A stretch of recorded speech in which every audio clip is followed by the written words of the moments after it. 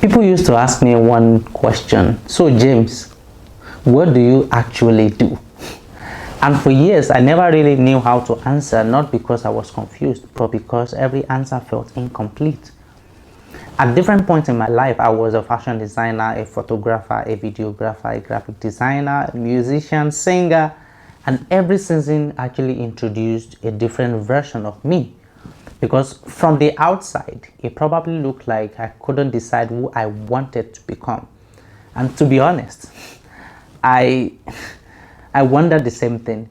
Because why did my life seem to move in so many directions, and why did I keep saying yes to things that on the surface had nothing to do with each other? I didn't know it then, of course, but now I do, because something interesting kept happening. As a designer, I loved helping people express who they were.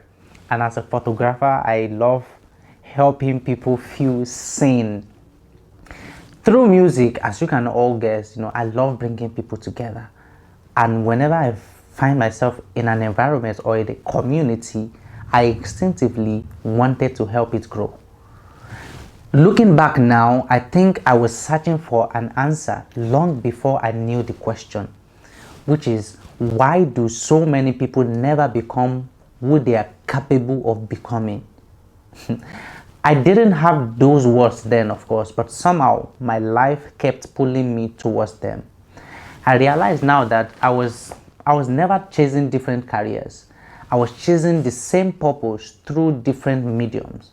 I was always drawn to creating places where people felt seen, places where people connected, places where people grew, and places where people discovered they had something meaningful to contribute to this world.